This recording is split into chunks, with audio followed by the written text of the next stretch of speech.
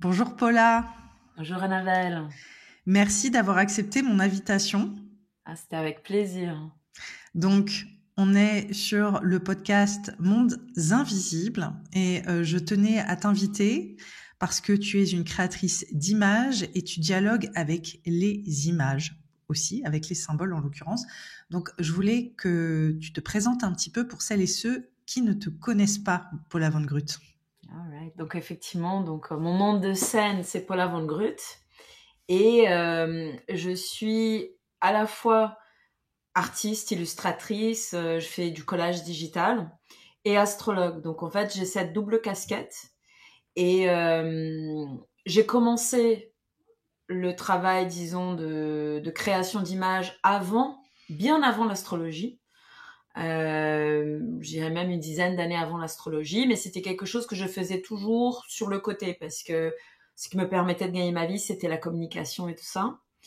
Et quand j'ai découvert l'astrologie et je me suis dit tiens, je voudrais vraiment faire de l'astrologie, je me suis dit ah là, ça va être vraiment une voie royale pour utiliser ma sensibilité graphique, artistique et d'illustrer les symboles, les archétypes astrologiques.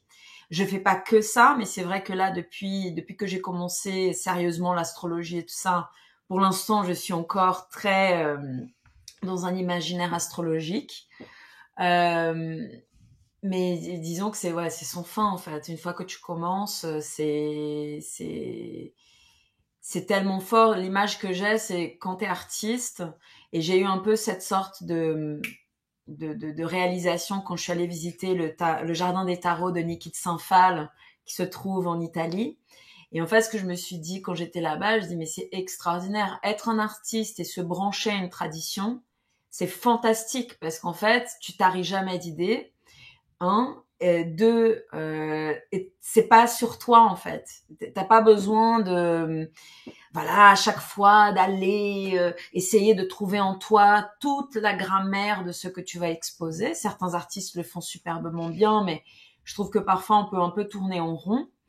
Et là, de se brancher à l'astrologie, comme on pourrait d'ailleurs se brancher sur le tarot, comme on pourrait se brancher sur des tas de choses en fait, permet en fait d'avoir une création qui, à mes yeux en tout cas, est vraiment féconde quoi, parce qu'il y a Ouais. jamais, on tarit jamais le sujet quoi. Ouais. C'est en fait ce qui me plaît, oui, c'est cette, enfin dans ce que tu fais, c'est vraiment ce lien entre ce dialogue spirituel et intuitif qui, pour moi, fait partie le principe inhérent de l'art quand même en soi, et juste cette dimension symbolique, l'image, et ramener en fait cette spiritualité aussi à l'image, ou en tout cas célébrer le lien de la spiritualité, des mondes invisibles, de l'intuitif au travers de l'image. Et en fait, dans notre société occidentale, comme on le sait, l'image, elle est souvent perçue comme secondaire, finalement, par rapport au raisonnement logique. Mm. Et à ce niveau-là, je voulais du coup te poser une question. C'est comment est-ce que tu perçois la place de l'image aujourd'hui? Alors là, en plus, dans le monde dans lequel on est en ce moment, c'est vraiment, on est dans une étape très particulière au niveau de l'image. Donc ça m'intéresserait d'avoir un petit peu ta vision vis-à-vis de ça, parce qu'on est dans une phase tournant, quoi, autour Mm. de l'image. C'est sûr.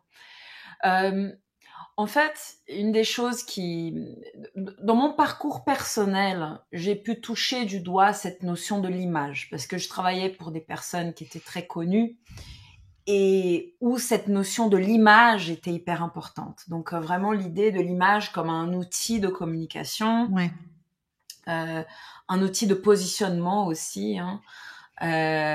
Et on sait, par exemple, voilà, parce que je travaille pas mal dans le milieu de la mode, de la télé et ainsi de suite, euh, l'omniprésence de l'importance de l'image. C'est-à-dire qu'il faut tout le temps penser à son image. Avec les ouais, réseaux sociaux, cette question de l'image et ainsi de suite, elle est fondamentale.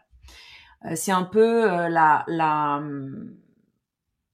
monnaie que tu as pour échanger, en fait. C'est comme ça que tu capitalises dessus, quoi. Donc moi j'ai vu beaucoup l'image être utilisée comme ça et je comprends totalement dans le monde dans lequel on est que bah oui c'est très important. Mais c'est vrai que dans notre société contemporaine, je pense qu'on a beaucoup gardé cette notion de l'image comme une sorte de comment je pourrais dire d'armure en fait. L'image comme une armure, tu vois. Il faut qu'elle soit étincelante, il faut qu'elle impose, il faut qu'elle en jette. Donc il y a vraiment ce discours de domination en fait, ce qui sous-tend quand même cette posture-là. Hein. On peut avoir une image très riante, mais mine de rien, il y a toujours derrière des présupposés qui sont des présupposés profondément industriels capitalistes en fait, tu vois. Donc on est dans un monde dans lequel un être humain n'est pas que lui, quoi. Il est l'image aussi qu'il projette. Et cette image est comme une armure. Finalement, c'est comme une sorte de porte, quoi. Quelque chose un peu infranchissable même. C'est-à-dire que tu peux apparaître très proche des gens parce que les gens, ils tombent dans leur téléphone, mais tu n'es pas là, quoi. Alors que, et c'est ça la différence, je dirais, avec une image qui serait une porte, c'est que l'image symbolique, elle est là pour ouvrir en fait. L'image artistique, elle est là pour ouvrir, elle est là pour révéler des choses. Donc à mes yeux, il y a vraiment cette sorte de tension entre une image qui serait une image miroir ou une image armure, même miroir, ça c'est encore autre chose, mais plutôt une image armure d'une image qui serait en fait une porte qui s'ouvre sur autre chose, tu vois. Donc pour moi, elle est vraiment là la tension. Et maintenant, avec l'intelligence artificielle, parce que c'est ça le tournant en fait, on est déjà dans un monde de prolifération de l'image qui est très fort, parce que d'ailleurs toute cette prolifération, qu'elle soit multimédia, hein, que ça soit vidéo, photo, qu'on est déjà en train de constater depuis déjà facilement les années 90, quoi. C'est petit à petit avec Internet, ça a vraiment commencé 2000, 2010. On a eu vraiment cette sorte de prolifération de l'image, les téléphones portables avec caméra et tout ça. On a une prolifération de l'image, mais en même temps, il n'y a pas de profondeur de l'image. Et finalement, je dirais même que dans la prolifération de l'image, on a perdu cet aspect, je dirais quasi révérentiel en fait, quand une image est présentée. C'est comme si on était tellement gavé d'images qu'en fait on ne voit plus. Il y a trop, tu vois. Alors que par exemple, si on se met dans la tête de quelqu'un qui vivait, je sais pas moi, au XIIIe siècle et qui allait à la messe dans une cathédrale, récemment j'étais à Notre-Dame, restaurée et tout ça. Ben, si on se met dans la tête de quelqu'un qui vivait à cette époque, en fait, il y avait très peu d'accès à l'image. Et l'image que tu voyais, c'était souvent des vitraux dans des endroits qui étaient des endroits religieux et ainsi de suite, quoi. Donc, le rapport à l'image était de rareté, en fait. Donc, aujourd'hui, on est gavé. Et en même temps, c'est beaucoup d'images qui sont des images, beaucoup d'images cauchemardesques, hein, il faut aussi dire le terme, hein, parce que on sait sur les réseaux sociaux qu'une façon d'avoir l'attention de quelqu'un, c'est de choquer. Donc en fait, on va être dans quelque chose soit des images chocs en fait qui vont susciter une réaction émotionnelle où les gens du coup vont être dans une sorte de sollicitation, mais qui finalement ne mène à rien à part à l'épuisement et à la fragmentation, je dirais, de l'âme. Donc pour moi, c'est beaucoup ça. Et avec l'intelligence artificielle, on est en train d'arriver à autre chose, où n'importe qui, à partir d'une ligne de texte, peut créer des images qu'il va avoir en tête. Ce que je trouve, vu que moi je fais du collage digital, c'était mine de rien un peu ce que moi je faisais. Comme je sais pas dessiner, je me suis dit, mais j'ai envie de pouvoir donner corps à ce que je vois. Et le collage digital me permettait de faire ça. Aujourd'hui, avec l'intelligence artificielle, on peut faire quelque chose de similaire. Sauf que l'immédiateté de la création de l'image, à mes yeux, elle crée en fait on n'y est plus non plus. C'est-à-dire qu'en fait, il y a plus d'impression d'âme, parce que moi, je sais que quand par exemple, je suis en train de créer mes images sur Photoshop, hein, donc je suis en train d'utiliser des médias contemporains pour création d'images, je passe du temps quand même Je découpe les images, je fais des tas de tests. Je dialogue en fait avec ce que je suis en train de créer encore. J'ai pas encore fait l'exercice de créer une image par IA, mais j'ai l'impression que cette immédiateté fait qu'en fait, il y a plus le temps finalement de se mettre en accord avec ce qu'on crée. Donc, prolifération. C'est là où, en fait, on est un peu dans une fracture où là, l'image, aujourd'hui, elle est reléguée à quelque chose de décoratif ou d'utilitaire, en fait. Et on se sépare un peu de, justement, l'image comme un outil de connaissance ou un outil de transformation. Donc, on est dans cette scission, quoi, très particulière. Et effectivement, avec l'IA, il y a quelque chose où, alors, il y aura toujours des gens qui vont utiliser correctement l'IA, et puis il y a des artistes qui maintenant utilisent l'IA comme un médium à part entière que tu vas apprendre à manipuler justement pour aller au plus près de ce que toi tu perçois. Mais il y a aussi ce biais où quand tu arrives sur l'IA, tu mets en mots des choses et un résultat t'est proposé qui est effectivement immédiat et qui peut aussi continuer cette instrumentalisation et cette comment dire, tu sais, cette désacralisation, quoi, finalement de l'image, quoi, où il y a quelque chose il y a ce raccourci qui est fait avec l'image qui est extrêmement problématique, quoi. Donc c'est vrai qu'on là aujourd'hui on est dans un tournant. De toute façon, on a du mal à quantifier à quel point les choses vont évoluer parce que on a aussi cette différence entre le réel et l'imaginaire qui s'amoindrit avec l'IA, et justement de distinguer ce qui est réel et ce qui ne l'est plus devient de plus en plus difficile. Donc ça aussi, ça pose tout un tas de questionnements, on va dire, philosophiques. Mais ce qui m'intéressait, c'est de parler avec toi, c'était de voir justement l'imaginaire comme une puissance active et voir en fait justement comment est-ce que tu dialogues avec ça dans ton travail, parce que on sait encore une fois, surtout en Occident depuis les Lumières, qu'on est dans une société iconoclaste où l'imaginaire n'est pas vraiment valorisé. Et donc vis-à-vis de ça, ce principe du travail avec les images et puis même du travail avec les symboles, tu vois, au niveau de l'astrologie, comment est-ce que pour toi, tes créations, elles peuvent peut-être réenchanter, voilà, ramener en fait ce réenchantement autour de l'image, parce que je pense que c'est l'objectif de ce que tu fais. Enfin, quand on voit Astromagie, ce recueil d'illustrations, pour moi, on est vraiment dans cette démarche-là de réenchantement, de rêve et de rappeler à des choses qui nous précèdent finalement. Ouais, merci beaucoup parce que tu vois vraiment à travers mon intention avec beaucoup de clarté. En fait, c'est ça, c'est-à-dire que ce qui se passait avec moi, c'est que je suis un peu comme assaillie par des visions, en fait. J'ai des visions. J'ai des images qui s'imposent à moi. J'ai l'impression vraiment que ça s'impose, quoi. Et si je ne les sors pas de moi, ça va pas du tout. C'est-à-dire que ça m'emmène. Je peux être quelqu'un de très angoissé, assez, d'être un peu assailli en fait. Et donc à partir de là, j'ai besoin, ça fait partie d'une sorte d'écologie, quoi. Il faut que ça sorte, quoi, parce que je peux pas garder ces choses-là pour moi. Et en les faisant sortir, comme tu vois, c'est quelque chose de très particulier, de très particulier à ma situation, c'est que moi, quand j'étais enfant, j'ai grandi en fait dans un endroit qui était très moderne. Brasilia, capitale du Brésil, ville construite dans les années 60. Et donc moi, j'ai grandi là-bas dans les années 80. Et ce qui était vraiment très difficile pour moi dans cette ville, c'était qu'en fait, tout était utilitaire.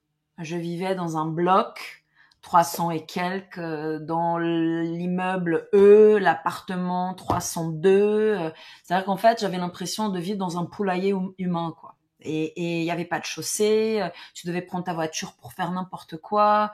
Il y avait aucune fantaisie. La seule chose qui sauvait un peu la mise, c'était le ciel, qui était incroyable. C'était un ciel de plateau. T'avais vraiment l'impression que le ciel était comme une sorte de je sais pas, de lentille, tu sais, un truc un peu concave comme ça. C'était incroyable. Et la végétation, qui encore à l'époque était pas totalement présente, et donc on voyait beaucoup la terre rouge, parce que tu vois, c'est une terre qui est très riche en fer. Et j'avais vraiment cette impression de vivre sur une colonie de Mars, quoi. J'étais sur Mars, quoi. Et je me rappelle que moi, mon rêve le plus fort, c'était d'arriver quelque part où ça serait humain. Tu vois, donc j'avais déjà cette sorte de sentiment d'exil très fort, en fait, par rapport à là où j'étais. Et quand on est parti vivre au Portugal, à Lisbonne, qui est donc une ville hyper ancienne, avec des choses magnifiques, baroques, quoi. Là récemment, je suis revenue à Lisbonne et je me suis dit, mais c'est tellement évident que ce que je fais, c'est dans la droite lignée de ça. En découvrant Lisbonne, là, je me suis dit, bah voilà un environnement humain. Et pour moi, c'est ça le symbole. Le symbole, il ouvre les images symboliques, les images qui elles peuvent être, je sais pas, pieuses pour certains, ou des images symboliques, et ainsi de suite. Pour moi, c'est assumer que l'être humain, il a besoin d'imaginaire, et que en assumant son imaginaire, en fait, il est capable de créer des environnements qui sont profondément humains, où un être humain se sent bien dedans. Tu vois, donc c'est quelque chose qui pour moi est dans une certaine je sais pas, c'est naturel, tu vois. Donc quand je suis dans la création de ces images, c'est pour qu'elles sortent de moi, mais j'ai besoin que ça puisse faire sens. Donc d'où l'importance à chaque fois de quand je manie un symbole, que ça soit, je sais rien, le bélier par exemple qui régit la tête, quand j'étais en train de faire l'image pour ça, voilà, je savais qu'il fallait que je mette le glyphe du bélier sur un front, que je fasse attention à tout ce qui était dans l'image qui menait à ça. Il fallait que Mars apparaisse quelque part, tu vois. Donc en fait, c'est ce genre il y a un côté à la fois rationnel, analytique, hein, dans lequel tu es en train de mettre des choses dans ton image que tout le monde peut savoir. Mais après, c'est dans l'espace de création que là, tu te laisses aussi un peu aller à ton inspiration, et c'est là, en fait, où tu ouvres le dialogue, tu vois. Ouais. C'est cette notion, tu sais, je trouve le lien avec l'illustration et en l'occurrence la lecture symbolique, d'ailleurs que ce soit astrologique, tarot, enfin peu importe la lecture symbolique du monde, Mm.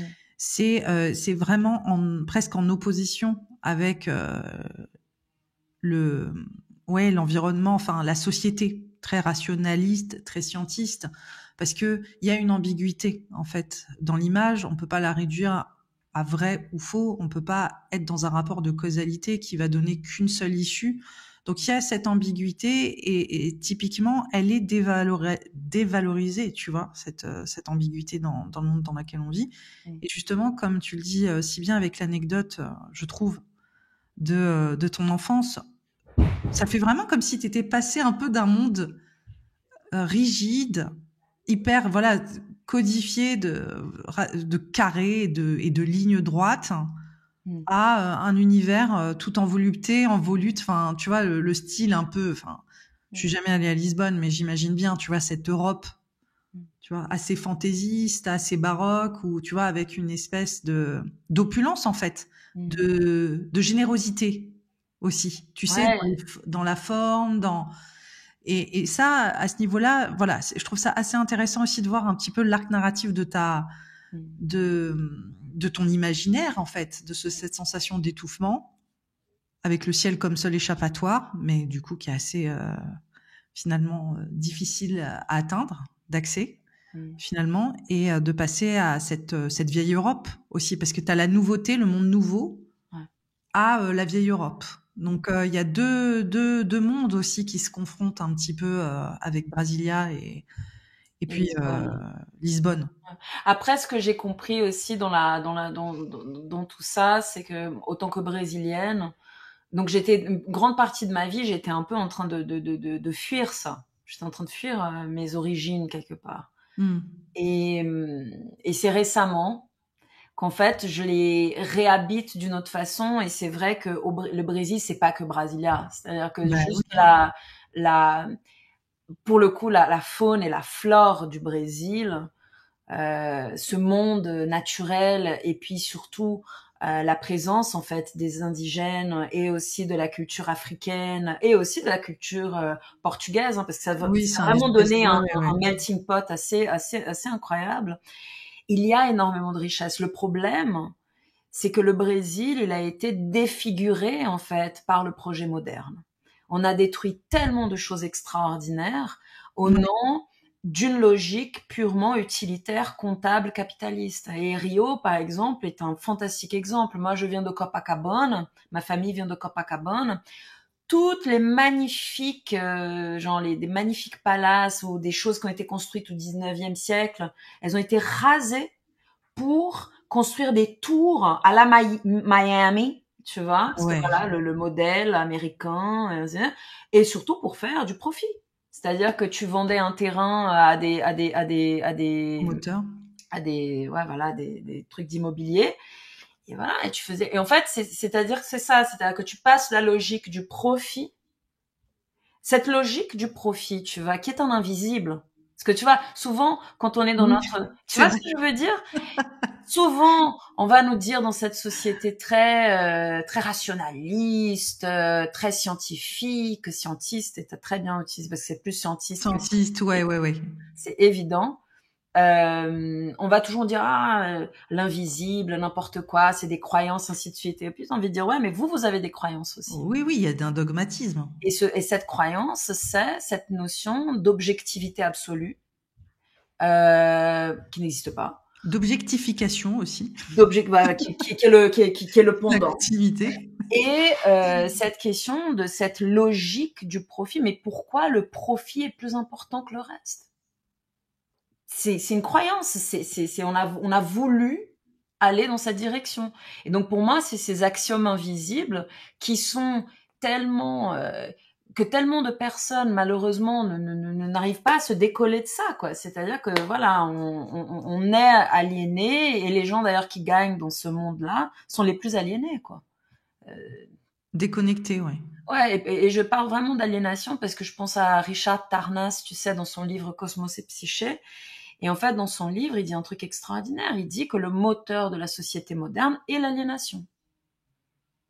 Et moi, je trouve que là, ça se tombe comme ça, comme un coup près, et je trouve ça extraordinaire parce qu'il y a vraiment cette notion avec cette envie d'une objectivité absolue et de dévaluer le subjectif. Et donc, en dévaluant le subjectif, on dévalue l'imaginaire. On crée en fait une logique qui est une logique mécaniste, Voilà, ouais. qui ne mène que à l'aliénation de l'humain, quoi. C'est-à-dire les preuves, aujourd'hui, on est dans l'hypermodernité, quoi. Avec l'invention de l'intelligence artificielle, l'idée, c'est de dire, bah, vous voyez, le robot, qui veut dire d'ailleurs un esclave, est beaucoup plus performant qu'un être humain.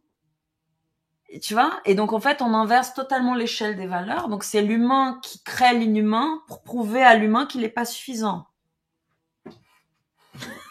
Pardon, ça me... Oui, oui, oui, oui, oui. Non, non, non, mais c'est sûr on est contre nature. Littéralement, on va contre la nature. On va contre nous-mêmes. Oui, contre nous-mêmes, complètement. C'est contre nous, contre tout, en fait. Finalement, c'est quasiment comme si on était dans cette dimension prométhéenne. Euh, il y a quelque chose qui m'a énormément marqué quand il y a eu le Trump qui est arrivé au pouvoir, et puis il y a eu ce fameux geste d'Elon Musk, mais juste avant le geste d'Elon Musk, qui était un salut nazi. Oui, faut le Ouais. dire. Juste avant ce geste, il a dit un truc qui m'a encore plus choqué en fait. Il a dit, regardez comme ça va être génial d'aller sur Mars planter un drapeau. Ça, pour moi, c'était encore aussi choquant, si tu veux. Mais moi, comme je venais d'une colonie martienne, Oui, c'est je vrai. me suis dit, mais pourquoi on va repartir sur un endroit qui est inhospitalier pour prouver qu'on est là, qu'on est passé par là, pour mettre un drapeau d'une nation alors qu'on est sur une planète Terre qui appartient à tous. C'est pour prouver quoi à qui? Il y a aucun sens en fait derrière, à part l'aliénation. Moi, j'arrive pas à comprendre en fait quel est l'idéal humain derrière ça. C'est intéressant là que tu parles du salut du salut nazi de Elon Musk, et justement cette hyper rationalisation qu'il y a pu avoir après. On a essayé de décomposer le geste comme s'il avait aucun sens symbolique, et c'est là où on est encore une fois dans cette fracture, quoi, tu vois, d'un coup, il y a des gens qui sont là, il a littéralement posé sa main sur sa poitrine et l'a élevé vers le ciel, il l'a jeté, tu vois, et d'un coup, d'essayer de déconstruire une évidence absolue. On connaît tous ce symbole, ce geste ne devrait pas être acté, par exemple, et on va avoir je peux pas dire mieux que cette destruction, en fait, du sens, qui va être posé, tu vois, et d'un coup on rentre dans un débat, mais c'est toute la problématique aussi liée au pouvoir de l'image, à l'imaginaire, à quoi ça sous-tend aussi, les symboles, et donc on est à la fois dans une société qui utilise ces symboles-là, mais qui les dénature, et on est dans une contradiction de toute façon, à beaucoup, beaucoup, beaucoup d'endroits. Ce qui me mène à René Guénon, parce que je trouve que du coup, ça revient vraiment à la discussion, parce qu'il a été annonciateur de tout ça, et à plein d'endroits dans son œuvre, il a quand même sous-entendu un peu cette faillite dans laquelle on se dirigeait déjà à l'époque, mais alors aujourd'hui, je pense qu'on a atteint d'autres cimes sur ces sujets-là. Et il a toujours insisté sur la nature initiatique des symboles. Il a beaucoup travaillé sur ces symboles. Il les a décryptés comme des vérités supérieures, comme des apprentissages en fait empiriques. Et à ce niveau-là, comment est-ce que toi, encore une fois, parce que toi, tu viens vraiment honorer ça. Tu vois, et comme tu le dis, il y a une approche, je dirais, pensée, réfléchie. Hein. C'est pas parce qu'on travaille sur l'imaginaire, et ce n'est pas parce qu'on travaille sur les symboles qu'on n'est pas réfléchi, qu'on n'est pas technique, qu'il n'y a pas de savoir-faire, qu'on est à la dérive, parce que c'est ce qu'on essaye de mettre en avant de manière générale. C'est-à-dire que on est complètement décorrélé des réalités à partir du moment où on rentre dans le monde de l'imaginaire et à partir du moment où on travaille sur le symbole. Alors que c'est pas le cas, justement. Il y a des codifications et il y a des appels. Moi, personnellement, je trouve que ce que tu fais, c'est des appels. Attends, je vais sortir une image parce que il y a des gens qui savent pas à quoi ça ressemble. Et vu que j'ai ton travail sous la main, littéralement sous la main, c'est pour ça. Je voulais voir, tu vois, je voulais vraiment te parler parce que pour moi, il y a ce travail. Alors, il y en a plein des images. Laquelle choisir? J'en ai aucune idée. C'est terrible. Là, on a l'archétype. Là, on a l'archétype martien. On a le scorpion. On a le bélier qui sont les deux archétypes. Et on a Arès. Exact. Voilà. Et en fait, tout ton travail fonctionne comme ça par la couleur. À chaque fois, je pense aussi à la couleur de la divinité. Ouais. Voilà. Là, on est sur le principe vénusien avec la rose. Voilà, les échos qui sont faits. Toujours la notion du céleste. Ouais. Donc, on va trouver des symboles qui sont astrologiques, qui parfois ne sont pas uniquement astrologiques, qui sont spirituels, enfin connus. Voilà, on est le scarabée pour justement le soleil, voilà, un solaire qui renvoie à l'Égypte. Ouais. C'est ça. Ah, ça c'est mon obsession, les yeux. L'œil qu'on retrouve aussi. J'ai fait un pour chaque saison. De nombreuses traditions, etc. Ouais.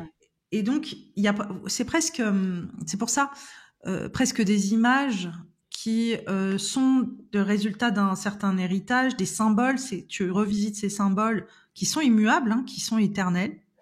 Donc c'est pour ça, comme les images, comme des voies d'initiation, comme moi je trouve que tes images, c'est un peu comme des apparitions, tu sais, comme quand tu rêves et que d'un coup, tu sais, t'as ces images qui se mélangent et qui se superposent, ou tu sais, comme les films, quand ils ils montraient des espèces d'apparitions, oui, spirituelles un petit peu, où tu sais, du rêve, puis tu as des images comme ça qui se superposent dans un jeu de transparence. Et pour moi, ça me fait vraiment écho à ça. C'est pour ça, vis-à-vis du travail de René Guénon, qui met en avant ce côté initiatique autour de l'image, je voulais savoir un petit peu comment est-ce que toi, tu dialoguais aussi, même toi-même, hein. Alors, il y a tes créations, mais sur cette notion de visualisation, tu vois. Bah, comment je travaille sur cette question de la visualisation? Bah, en fait, comme je dis, hein, c'est quelque chose qui s'impose. Mais après, et ça, je pense que tu poseras la question à n'importe quel artiste, t'as une idée en tête. Et tu dis, bon, ok, j'ai une idée, je veux faire ça. Mais après, la réalité résiste. Parce que tu vas pas trouver exactement le truc que t'avais en tête. Tu commences notamment au collage, quoi, vu que c'est des images que moi, j'ai pas dessinées, c'est des images qui existent. Moi, dans mon travail, j'ai un côté beaucoup de curation, vraiment d'aller sur des bases de données et je me fade mais des centaines d'images, quoi. Et là, tu vois, c'est tout un côté, c'est comme si j'étais au musée. Et en fait, je suis en train de me balader dans des archives et quand il y a une image qui me tape comme ça dans l'œil, je la mets de côté. Je fais un peu mon marché, quoi. Tu sais, c'est comme si j'étais le musée que j'utilise le plus, c'est le Rijksmuseum qui est aux Pays-Bas, qui ont un fonds extraordinaire et les images sont toutes libres, quasiment toutes libres d'accès. Ah, trop bien, ça m'intéresse. C'est génial, le Rijks. Et donc, j'y vais dans le Rijks et d'ailleurs, c'est drôle parce que je suis jamais allée au Rijks physique, mais je sais que quand j'irai à Amsterdam, le premier musée dans lequel je vais mettre mes pieds, ça va être celui-là, tu vois. Parce que j'en ai vu tellement de trucs, tu vois. Et donc, je mets des images de côté. Donc, par exemple, dans Astromagie, c'était 100 images et il fallait trouver un squelette, quoi. C'est mon côté vierge, c'est mon capricorne. Il faut trouver un squelette. Il faut donner quand même une idée derrière le truc. Et là, je me suis dit, tiens, le projet ne s'appelait même pas Astromagie à l'époque. C'était des images astrologiques, des cartes postales astrologiques. Et en fait, ce que je me suis dit, c'est, tiens, on pourrait faire un truc qui suit l'année, basé sur les saisons. Et là, du coup, tu dis, bah, il y a 4 saisons, 100 images, donc 25 images par saison, tu vois. Donc, en fait, c'est comme ça que je réfléchis. Je dis, ok, 25 images. Tout de suite, l'idée d'avoir un œil pour chaque saison s'est imposée. Donc, je savais déjà que j'avais 4 images. Je savais qu'elles étaient là. Et après, c'était faire l'image des signes astrologiques. Et j'avais l'envie de travailler sur cette question des signes astrologiques dans le corps. Donc, je savais que j'allais avoir ça en plus. Après, je voulais aussi, et ça c'était lors d'une des conversations avec l'éditrice, elle m'a dit, Paula, tu me corriges si je dis une bêtise, mais j'ai un peu l'impression que tes images sont un peu comme des images votives. Et excuse-moi si je suis en train de dire un gros mot, tu sais, genre elle était un peu, parce que français, on est en France. Et moi je dis, mais non, je trouve que c'est exactement ça. On peut tout à fait aller dans cette notion d'une image un peu votive, donc un peu iconographique, un truc vraiment où tu utilises ça. Et comme moi, je suis très intéressée par la tradition magique en astrologie, je me suis dit, pourquoi je crée pas des images que je pourrais mettre sur mes autels, quoi, genre pour Mars, pour le Bélier, genre, j'utilisais déjà mon oracle des constellations parfois pour certaines des étoiles fixes. Et là, je me suis dit, mais là, je vais pouvoir me donner à cœur joie, quoi. Donc en fait, c'est vraiment de fil en aiguille et en créant quelque chose qui permet en fait d'utiliser ces images. On peut les utiliser simplement comme des cartes postales, hein, pas de problème, hein, c'est pas. Mais on peut aussi les utiliser sur des hôtels. Donc en fait, elles ont aussi cette fonction-là d'être des supports de méditation, des supports d'intuition, quelque chose que tu peux utiliser pour dialoguer avec des archétypes. Donc c'est dès le début et j'ai beaucoup aimé cette notion d'image votive parce que c'est très beau. Tu vois, et je viens d'Amérique du Sud et en Amérique du Sud cette notion de la réalité magique chez nous elle est encore très forte parce qu'en plus elle a pu gagner un peu des lettres de noblesse grâce à nos écrivains. Je dis pas que le projet utilitariste capitalo-industriel n'a pas des bons porteurs sur place, ouais. Mais disons que notamment Gabriel Garcia Marquez, parce que c'est lui en fait qui a vraiment mis le terme réalité magique, grâce à des hommes qui a gagné le prix Nobel, donc voilà, donc, il a quand Oui. même des Ouais, ouais. galons, disons, de respectabilité. Ce truc est resté. Et en fait, chez nous, cet amour, disons, pour tout ce qui peut rendre le réel un peu plus, je sais pas, c'est comme si on faisait des clins d'œil en fait à des divinités ou des clins d'œil à des archétypes et tout ça, c'est vraiment présent. Mais il y a quelque chose avec le symbole astrologique qui est environnemental, quoi, aussi, parce que il y a cette connexion avec le céleste et il y a toujours effectivement cette tradition euh, de connexion, d'interconnexion entre le céleste, entre le corps, entre la nature. Et on voit en fait que tu utilises aussi les plantes, voilà, le lien avec les plantes, leur lien avec la cosmologie, le corps. Il y a vraiment cette notion de faire lien, quoi, cette interdépendance autour de l'image, en disant voilà, là il y a effectivement ce corps céleste qui va être connecté à une certaine identité, à une certaine physicalité, à une certaine expression de la nature. Et donc, comment est-ce qu'on va allier ça dans une image et chercher en fait cette espèce de cohésion, tu vois, Mm. entre toutes ces parcelles qui sont qui portent en elles, on va dire ouais, ben, une symbolique similaire, mais peut-être une énergie similaire, un idéal commun. Enfin voilà, il y a cette voilà, il y a cette ouais, je peux pas dire mieux. J'aime beaucoup le principe de l'astrologie comme un art de connexion, tu vois, aussi. Souvent, on le met de côté, mais un art de connexion avec la nature. Mm. Et même, il y a aussi, même quelque part aussi, l'idée de vouloir diffuser aussi dans l'imaginaire collectif, de dire les signes du zodiaque, ils vont bien au-delà des caricatures qu'on nous sert en disant que c'est des Ouais. qualités, des personnalités avec des qualités et des défauts. Les signes du zodiaque et les planètes sont des archétypes et ils touchent l'intégralité du réel. Donc c'est montrer qu'il y a des fréquences en fait, et on va se mettre en contact avec des fréquences et qui peuvent prendre une manifestation minérale, une manifestation végétale, une manifestation de lieu. Euh, et c'est ça en fait. Et quand je suis rentrée là-dedans, et d'ailleurs ça a été tout un process parce que ça a commencé avec quand j'étais en train de faire l'oracle des constellations, où je parle des constellations et des étoiles fixes. Comme les étoiles fixes étaient vraiment utilisées en fait, voilà, dans la tradition depuis donc l'Antiquité et tout ça, petit à petit j'ai entendu parler d'autres formes d'astrologie que je connaissais pas, notamment l'astrologie horaire. Et l'astrologie horaire, qui est donc cette astrologie de toutes les branches de l'astrologie, à mes yeux, c'est vraiment celle qui est la plus divinatoire, vraiment, parce Ah que oui, c'est ouais, ouais. regarder le moment T d'une question et t'as pas besoin de regarder l'intégralité du ciel, mais il faut que tu saches en fait Quoi distinguer regarder? qu'est-ce qui parle de quoi et de répondre à des questions aussi concrètes que où est-ce que j'ai perdu mon téléphone. Ouais.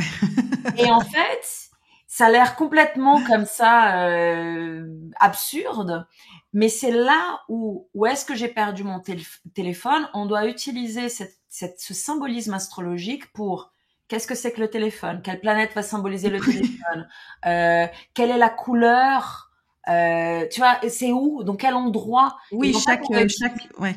tu vois, C'est une architecture, ça devient une architecture du réel. exact. Et en fait, et pour moi, ça a été, c'est comme si tout d'un coup, je me dis, waouh, ça veut dire qu'en fait, on peut aller vers le symbole, il est tellement riche Ouais.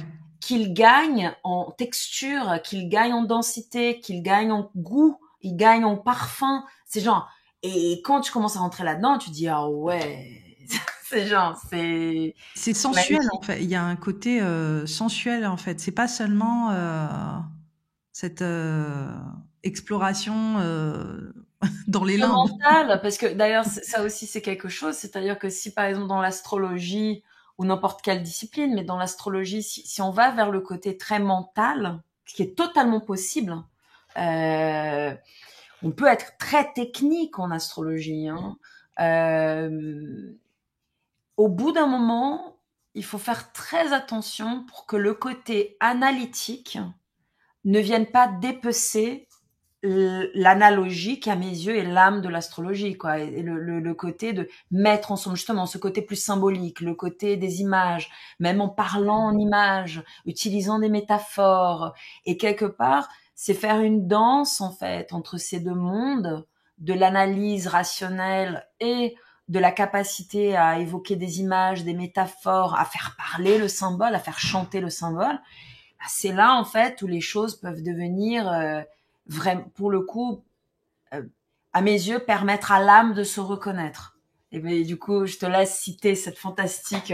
Quand tu me l'as dit, j'ai Ah, adoré la oui, citation. l'âme ne pense jamais sans image, Ouais, d'Aristote. ouais, j'ai adoré cette citation. Ouais, ouais, ouais, ouais, elle est vraiment sublime.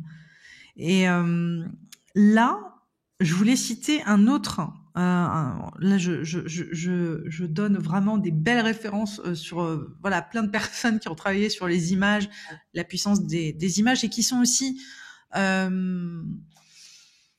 Il y a peu de personnes en fait qui ont vraiment travaillé dessus, même de façon scientifique, parce qu'encore une fois, hein, il y a vraiment une sorte de rejet. Mais on a Gilbert Durand que j'apprécie énormément, qui a fait l'ouvrage L'anthropologie de l'imaginaire. Je sais pas si Je tu... connais pas non plus, je Ah, connais pas encore, mais je vais regarder. Ouais, il travaille. Justement, il a travaillé. Il travaille à réhabiliter. Enfin, il est décédé aujourd'hui. L'imaginaire. Et pour lui, voilà, les symboles viennent toucher. Mais, il dit en substance plus ou moins des choses qui sont similaires, on va dire, à René Guénon, mais ces strates, voilà, profondes de l'être et comment ça peut vraiment nourrir, voilà, des dimensions profondes en nous d'un point de vue psychique, psychologique. Et je pense que même d'un point de vue, alors je suis pas au fait, je fais une thérapie, je fais de l'EMDR et moi, enfin, je suis pas spécialisée sur le sujet, mais je vois comment l'image est réhabilitée même en psychologie. Comment on va aller utiliser des outils, même symboliques, au fur et à mesure pour aller, en fait, activer, voilà, la mémoire, ce travail sur la mémoire, revenir en arrière, déconstruire certaines images tu vois, typiquement, c'est ce que tu fais dans les thérapies brèves, donc le MDR, ce genre de choses, où tu vas aller revisiter des images fortes de ton passé. Comment est-ce que tu vas essayer de les désaffecter quelque part, tu sais, c'est pas de les déconstruire, mais de leur insuffler, en fait, une émotion différente, ou en tout cas de venir les apaiser, tu vois, venir les réconcilier. Et pour ça, souvent, il faut invoquer de nouvelles images, tu sais. Donc, c'est comme si tu venais faire une perfusion de nouvelles images dans ta mémoire qui a été cristallisée dans des moments de peur, dans des moments de chagrin, dans des moments de tristesse. Et ça m'a vraiment fascinée parce que je me suis dit, il y a vraiment, ça permet de vraiment comprendre aussi pourquoi les artistes sont absolument nécessaires, parce que c'est comme ça qu'ils viennent nourrir, ouais, vraiment enrichir en fait la palette de nos expériences, de notre vécu, de vivre une reconnaissance, une validation autour des choses que l'on traverse. Mais c'est aussi typiquement ce que font les intuitifs, tu vois, les créateurs du spirituel, etc. C'est venir insuffler une richesse, un sens, des images complémentaires, supplémentaires qui vont venir permettre en fait de soutenir la personne au travers de ses propres, tu sais, de ses propres moments de mémoire ou de ses propres moments qui ont été figés et venir ajouter de la souplesse là-dedans pour les raconter autrement, tu vois. Et ça n'a pas de prix, quoi. Parce que justement, parfois, il faut réussir à se raconter, se re-raconter notre propre histoire avec d'autres images pour venir l'apaiser, pour, tu vois, mieux dialoguer avec certaines choses de notre vie. Et à ce niveau-là, l'image, elle est fondamentale et les artistes, ils sont quand même plus célébrés pour ça. Mais tout le travail symbolique, en fait, finalement, c'est un peu la même démarche. Et c'est pour ça que, tu vois, vis-à-vis de ce que tu fais, où tu es créatrice et faiseuse d'images, et aussi, tu dialogues avec ces images dans l'imaginaire, où tu vas créer des images imaginaires au travers de l'astrologie sans nécessairement les illustrer. Tu sais, donc à la fois tu es faiseuse d'images visibles et tu es aussi faiseuse d'images invisibles au travers des analyses astrologiques, tu vois. Et c'est ça, en fait. Pour moi, c'est là l'astrologie, le fait d'être astrologue, c'est vraiment cette notion de faire des images invisibles, mais qui vont avoir un pouvoir, en fait, visible, intérieur, qui vont permettre, tu vois, peut-être de mieux dialoguer en soi. Donc, finalement, c'est le même travail, c'est ça, en fait, mais de façon différente. Tu vois, Ouais, c'est ça qui me fascine. c'est raconter des histoires en fait. On va raconter des Ouais, histoires avec des mots, on va raconter des histoires avec des images. Et en fait, c'est ce côté conteur. J'ai toujours adoré ça. Et je me rends compte que quand j'étais enfant et que j'étais justement dans cette ambiance qui pour moi était très difficile de vivre sur cette colonie sur Mars, une de mes échappatoires, c'était des livres en fait qui parlaient de la Grèce ancienne. Et c'était des grands livres, tu sais, de voyage avec les temples, avec, tu vois, des choses comme ça. Et j'adorais aussi la mythologie grecque. Et apparemment, j'aimais tellement, je m'en rappelle pas, c'est les autres en fait qui me le disent. J'avais 8-9 ans et j'étais incollable en mythologie, quoi. Tu me racontais un truc, je te défilais l'histoire de Héra, qu'est-ce qu'elle a fait, pourquoi, machin, nan, nan. Et en fait, pour moi, ces mythes, ils étaient plus réels que ta que ceux réalité. que je subissais de façon, disons, concrète dans ma vie. Et ça, d'ailleurs, c'est aussi une stratégie, je dirais, de survie même dans un premier moment et après de vie. Mais je pense que dans une stratégie de survie, parfois on va avoir cette tendance, surtout quand on est enfant, quoi, à minimiser en fait des choses qui sont vraiment difficiles et traumatiques et complexes en fait qu'on a. On n'arrive pas trop à voir les mécanismes, on les voit pas vraiment parce qu'on est tellement en train voilà d'essayer de vivre quoi. Un enfant c'est ça quoi, c'est une force de vie quoi, ça essaye de vivre. Ouais. On va minimiser des choses qui sont des choses difficiles, qu'on va somatiser et mettre quelque part dans notre inconscient qui après va venir nous visiter. Mais au même temps, on va aussi rehausser en fait des choses de notre imaginaire parce qu'en fait notre imaginaire c'est ce qui nous permet de tenir aussi face à cette réalité. Et ça me fait beaucoup penser, tu sais, à ce film de, tu sais, ah mon Dieu, La vie est belle.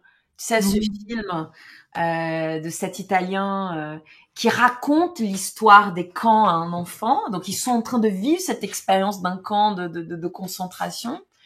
Mais il est toujours en train d'insuffler cette histoire pour essayer justement d'amortir quelque part la cruauté du moment. Et je trouve que il y a parfois ça aussi. Et, Oui, on a tendance à se, oui, oui, à se raconter.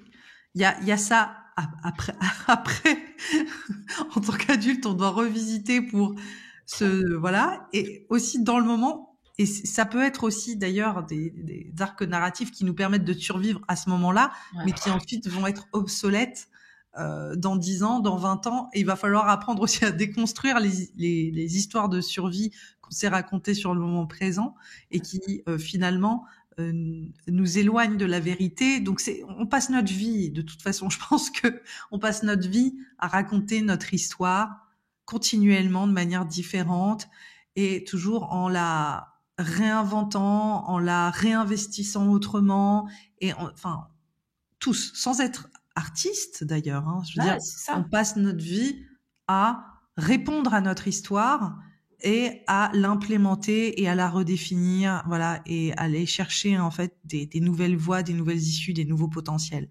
Donc c'est effectivement, voilà, toute cette richesse de l'image qui nous aide aussi, qui nous donne la matière première pour le faire. Mais du coup, vis-à-vis de, tu vois, de ce que dit René Guénon ou Durand, est-ce que tu penses que l'image, elle peut toucher, elle peut permettre d'exprimer aussi des choses qu'on ne peut pas dire en mots, tu sais aussi. C'est-à-dire, on parle d'histoire, on parle de dialogue qui fait partie en fait naturellement, mais il y a aussi ce précepte de l'image et du symbole qui, par son ambiguïté, par sa richesse, peut peut-être nous donner plus que ce qu'on pourra jamais dire.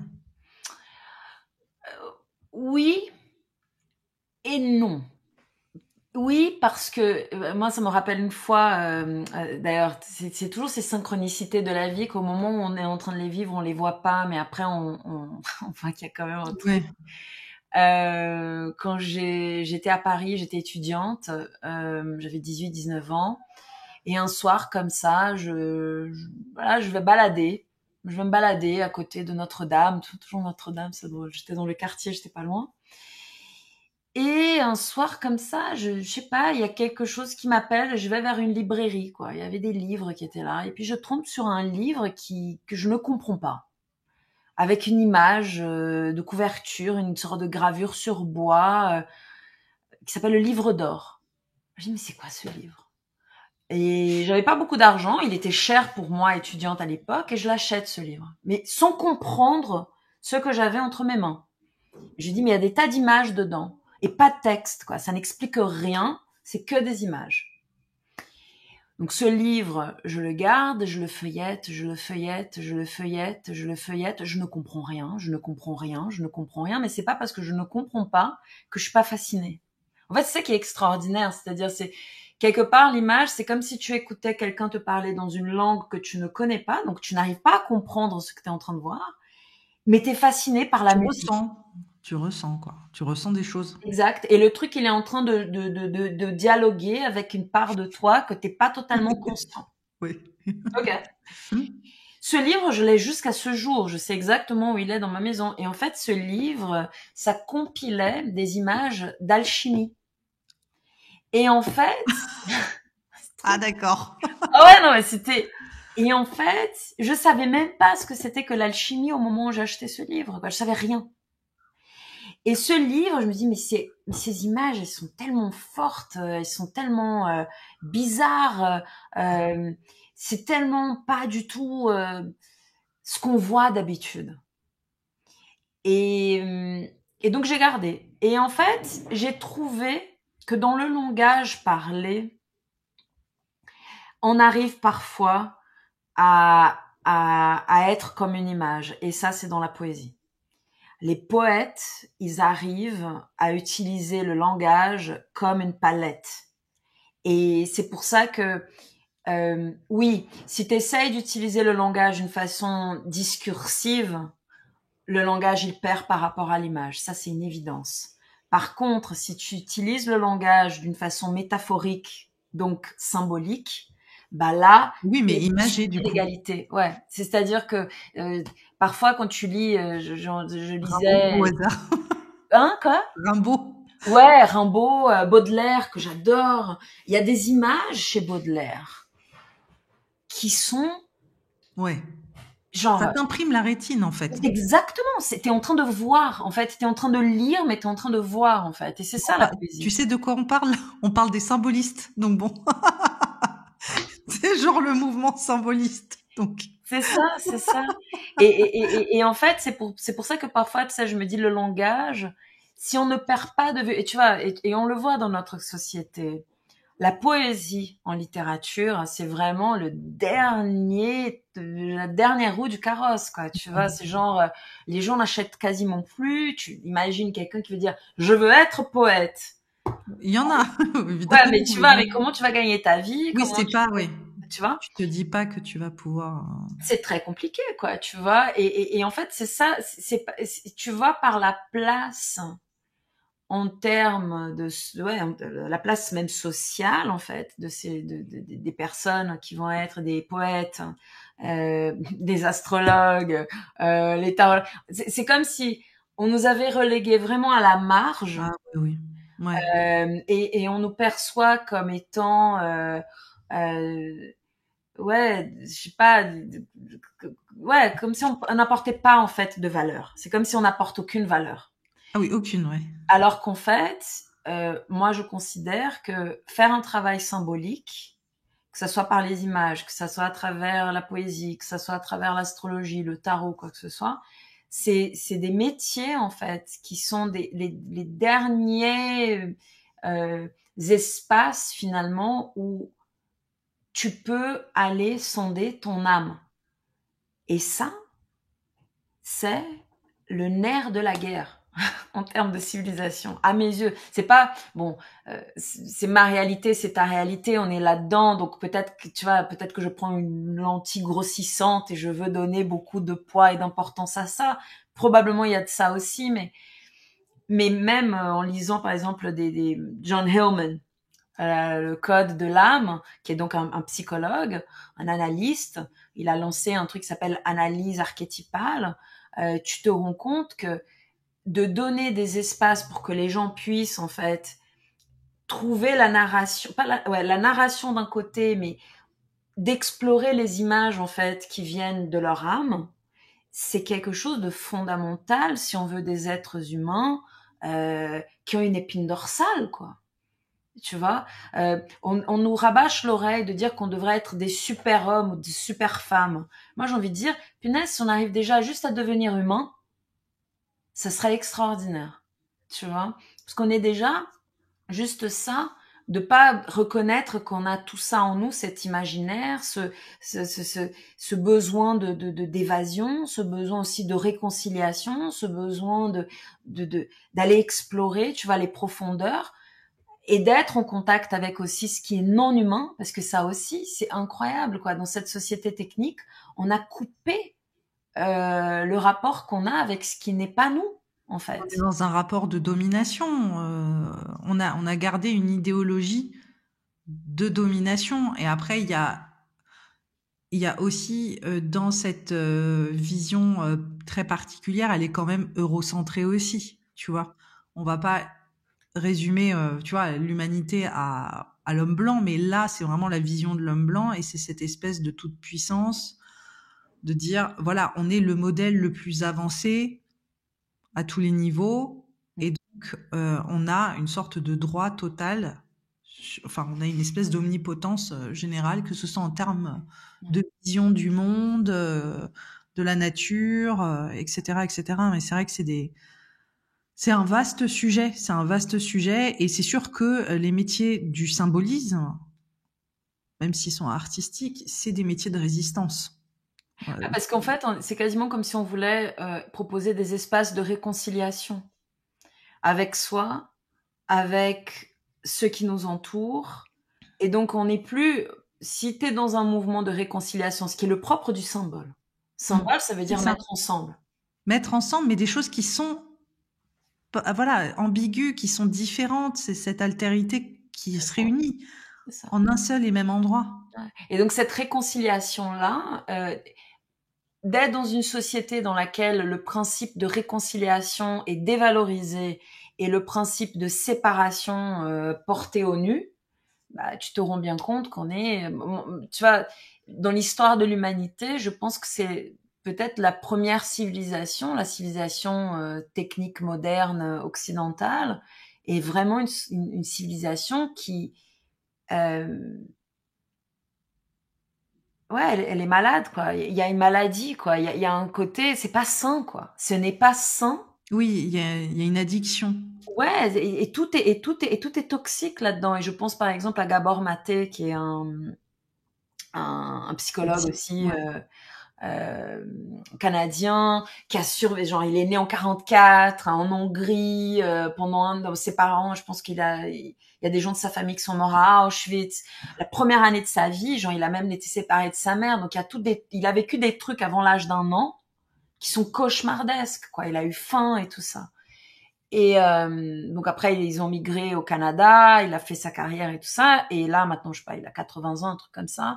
Quelqu'un de très actif d'ailleurs, qui parle beaucoup et c'est vraiment quelqu'un de très important à mes yeux. Il a écrit un livre qui parle de cette question de la toxicité de la société. Et de dire, bah, quand tu es face à des personnes qui vont avoir des comportements d'addiction, l'addiction en elle est un symptôme. Et d'ailleurs, je me dis même, la prolifération des images et le fait que le langage il soit vidé de sens, c'est des symptômes d'un problème qui est beaucoup plus profond, qui, à mes yeux, repose sur ce projet, et c'est pas que moi qui le dis, hein, je pense beaucoup à Tarnas en disant ça, hein, et à Guénon aussi, parce que le règne de la quantité, Ouais, c'est ça. Ah oui. c'est exactement ça. C'est-à-dire qu'en fait, tu te coupes en fait d'un principe transcendant, tu te coupes en fait de l'idée, tu investis le matériel comme si le matériel pouvait à lui seul être un principe directeur. Et avec ça, qu'est-ce qui se passe? Tu te coupes de la transcendance, t'es dans l'immanent, mais un immanent en fait où t'es pas véritablement en train de dialoguer avec cet immanent, t'es simplement en train de le posséder, de le dilapider, d'être dans cette situation de domination. Et tu penses que tu vas t'en sortir? Tu penses vraiment que t'es coupé du reste, qu'il y aura pas de conséquences? Le drill baby drill, il y aura pas de conséquences. Tu vois ce que je veux dire? Et tout ça et je pense qu'aujourd'hui, les gens, mine de rien, et de façon confuse, parce qu'on voit que le projet moderne ne mène nulle part. Il est en train de nous mener tous collectivement au mur. Il est d'abord très angoissant. C'est quelque chose, en fait, qu'à mes yeux, c'est juste pas sustainable. C'est pas quelque chose qui nous permet en fait de tenir. Non, c'est pas durable. Non. C'est même environnementalement parlant, ce n'est pas durable. Ouais. Mais ça me fait penser à, tu sais, aux alcooliques anonymes, donc communauté qui a été créée pour justement lutter contre l'addiction au début, alcoolisme, mais après sous toutes ses formes. Et c'est vraiment, ils ont créé 12 étapes et les 12 étapes mènent à la quête de sens. Et en fait, il y a de refaire lien avec le transcendant, avec un idéal plus grand que soi, qui passe par cette connexion à quelque chose de sacré. Et peu importe ce que ça veut dire pour toi, enfin, si pour toi c'est la chrétienté, si pour toi c'est... Peu importe. Mais c'est une idée en fait, on peut pas se voir comme le centre de tout. En fait, il faut qu'il y ait quelque chose qui nous pousse à avancer, qui soit au-delà, qui soit beaucoup plus grand, tu vois, que notre propre personne. C'est la chose que là, dans la société à l'heure actuelle, on est ramené constamment à nous-mêmes et on est isolé. Et justement, c'est pour ça qu'on n'a plus communauté, tu vois, au niveau de la société, au niveau des familles. Enfin, on est dans un moment où c'est extrêmement difficile même de créer des rituels, je parle pas magiques ou ésotériques ou peu importe, mais des rituels de connexion familiale. Et il y a seulement certaines traditions qui préservent ces rituels-là à proprement parler pour faire communauté, pour se retrouver ensemble, pour se reconnecter, etc., etc. Mais c'est vrai que on pourra en parler pendant. C'est clair. Là, on est parti. On est parti loin. Vraiment, ouais, à d'autres endroits. Mais tu vois, pour reparler de parce qu'il y a ce lien de la surcapitalisation, de cette matériel, le fait de consommer en fait, de consommer, voilà, l'image. Et on voit que Jean Baudrillard, il a écrit un livre qui s'appelle La société de consommation et l'utilisation en fait que les images sont devenues, là on parle de manière générale dans la culture populaire, dans le côté mainstream, c'est-à-dire la tendance globale à laquelle nous on se dissocie. Mais l'image a des fins commerciales, voilà. Et en fait, le pouvoir de l'image, il est célébré parce qu'il est constamment utilisé. Tu vois, il est surinvesti, comme tu dis. Il y a une prolifération, il y a une excessivité de l'image, mais elle est plus sacrée. Elle est uniquement commerciale. Voilà. Et il y a plus de sens, il y a plus de profondeur. C'est ce que tu disais au début. Donc, comment, à ton avis, est-ce qu'on peut faire pour réinstaurer cette poésie et justement remettre cette notion du sacré, tu vois, dans l'image? Comment, dans notre vie de tous les jours, on peut... Alors, c'est peut-être en créant déjà aussi, en essayant de créer, mais comment est-ce qu'on peut recélébrer la nature sacrée de l'image, tu vois? Ouais. Moi, je pense qu'il y a, comme je disais, cette prolifération de l'image, tu vois, elle est plutôt un symptôme. Donc, si par exemple, on se dit, OK, pour resacraliser l'image, ou en tout cas d'avoir un rapport à l'image qui soit un rapport à l'image qui ait du sens et qui nous nourrisse au niveau de l'âme, il y a plusieurs stratégies. Mais je pense, tu vois, que tu vois ce que tu disais par rapport à cette question, voilà, nous sommes tous isolés et il y a le besoin de faire communauté. Je pense qu'il y a certaines images, tu vois, qui ont été créées et qui restent, tu vois, comme des sortes de... Comment je pourrais dire c'est comme des lettres, tu sais, ou des images qui sont en dormance et qu'en fait, on peut les activer à n'importe quel moment. À partir du moment où on les active avec une intention qui est une intention de les utiliser comme des portes. Tu vois, je pense par exemple à l'image de l'escarabée. Tu vois, aujourd'hui, par exemple, on peut avoir accès à des tas de super jolis dessins de scarabées. Mais si par exemple on sait qu'on va utiliser l'image du scarabée comme une image du soleil, bah là, on est en train de rentrer dans ce jeu, tu vois. Et donc on peut les créer, ces images. Moi, c'est un peu ce que j'essaye de faire. On peut aussi en groupe, je pense que c'est ça aussi la chose, ça serait super intéressant de pouvoir aussi être en groupe et de se raconter des histoires et se montrer des images. C'est quelque chose qui est tout à fait possible et on voit d'ailleurs par exemple dans des cercles de femmes ou dans des cercles tout courts où les gens se mettent ensemble, où les gens se mettent ensemble pour se raconter des choses. Souvent, il y a un tarot, il y a quelque chose où on va montrer des images et ainsi de suite. Et les gens, mine de rien, là, ils sont en train de rentrer dans ce dialogue avec l'image. Et puis, il y a aussi, à mes yeux, essayer, et ça, c'est quelque chose que moi, j'essaie de mettre en pratique, moi, dans ma vie, pour me préserver un peu, de pas être autant dans la consommation d'images. J'essaie de lire plus que je ne regarde. Notamment par rapport aux infos. Il y a toujours un peu des images qui apparaissent, mais par exemple, j'essaye, parce que je vais, voilà, le réseau social que j'utilise le plus, c'est Instagram. Et Instagram est un réseau d'images, de vidéos et de photos, quoi.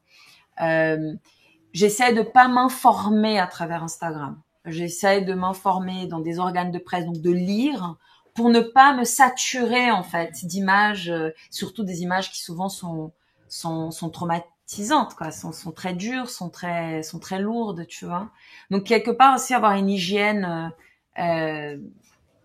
dans cette question de l'image que je consomme, tu vois, parce qu'on consomme tous, hein, c'est la réalité dans laquelle on est tous, hein, on est là-dedans, mais d'essayer, tu vois, Et moi, une des choses aussi que je fais beaucoup, c'est que voilà, je travaille et je mets des tas d'images autour de mon bureau de travail, c'est quasiment un petit hôtel, quoi. J'ai des tas de trucs, j'ai des tarots, j'ai des jeux de cartes, j'ai les images que j'ai créées, mais pas seulement, tu vois. Et en fait, je peuple un peu comme ça mon champ de vision avec des choses qui sont en dialogue, quoi. Et ça me permet d'être présente, parce que je pense que tout ça, in fine, ça veut dire quoi aller sonder son âme? Ça veut dire quoi aller se connaître, tu vois, connais-toi toi-même, tu vois. C'est quoi le but? Et j'ai l'impression, parce que je fais aussi pas mal de méditation, que l'idée c'est d'être présent. Tu vois, c'est être véritablement présent à soi. Tu vois ce que je veux dire? Présent à soi, présent aux autres, présent au monde. Et en fait, en étant, c'est vraiment, c'est une question de présence, quoi. Si t'es présent, tu te meus différemment. T'as une autre posture. T'es moins dans le côté réactif, impulsif, tu vois, où ton mental accélère, te fait projeter des tas de trucs. Tu vois, t'es quelque part, t'es vraiment dans la présence, quoi. Et je trouve ça magnifique parce que ça te donne en fait une assise, un ancrage, tu vois, dans le moment présent. Parce que la seule chose qu'on possède, c'est ça. Hein. C'est maintenant. Ouais. C'est vrai que ça fait réfléchir cette histoire d'hygiène visuelle et cette espèce d'abîme aussi visuel à laquelle on est confronté, on est aspiré et c'est fait pour. Enfin, le fait de pas pouvoir décrocher de nos téléphones, de tout ce qu'on va consommer, tout ce qu'on va voir. Et justement, ce côté c'est ça que je trouve assez hypocrite, parce que tu disais tout à l'heure, pour interpeller, il faut que les images soient choquantes ou qu'elles soient, très spéciales, ou tu vois, pour attirer notre attention, il faut qu'il y ait des postulats en fait qui soient très tranchés. Et ça, on le sait depuis très longtemps, depuis l'art de la mémoire, depuis tout un tas de... Voilà, on sait qu'il nous faut des images impactantes pour nous accrocher. Et ce qui est intéressant, c'est qu'on n'a jamais autant usé de ces préceptes-là, tout en étant inconscient en même temps de ces préceptes. Tu vois, il y a une espèce, sauf quand, voilà, évidemment, pour les personnes qui travaillent dans le monde de l'art ou qui sont historiens et qui connaissent l'histoire de l'image ou ce genre de choses. Mais en soi, il y a une espèce de... Ouais, c'est incroyable je me dis d'être influencée à ce point-là, et je le suis, hein, largement, je suis victime de cette situation-là aussi, tout en sachant qu'ils utilisent, enfin, que ces applications, que ces personnes qui commercialisent l'image utilisent des préceptes qui sont millénaires, tu vois. Est-ce que ce qu'ils sont en train de faire, ils veulent quoi? Ton attention. Ouais, mon attention, c'est bien sûr. quoi? C'est ta présence. Ouais. Et donc, en fait, c'est toujours c'est le même mécanisme. Soit, c'est toujours le même mécanisme, évidemment, ça peut être beaucoup plus complexe, mais il y a quelque chose ici qui me dit, ok, pourquoi on nous bombarde d'un imaginaire qui n'est pas le nôtre? C'est pour qu'on n'ait pas l'espace, ni la capacité, en fait, d'aller créer notre propre imaginaire, de le peupler avec nos propres choses. Je crois que là, franchement, c'est totalement ça, parce que quand tu regardes l'art de la mémoire, et donc l'objectif, c'était de garder des informations, parce que l'image est un vecteur de connaissance, et donc il fallait créer une image qui symbolise une connaissance, ou en tout cas un événement, ou peu importe, quelque chose qu'on voulait garder en tête, cristalliser en nous. Et pour ça, il fallait rendre l'image distinctive avec certains codes, des codifications, la rendre bizarre, la rendre saugrenue, la rendre violente. Ou voilà, il y avait plein de choses qui permettaient d'imprimer en nous des connaissances, des informations par le biais de l'image. Sauf que c'était volontaire. Quand l'art de la mémoire a été conçu, c'est avant Jésus-Christ, 300 ans avant Jésus-Christ environ. C'est des orateurs qui utilisaient cet art de mémoire.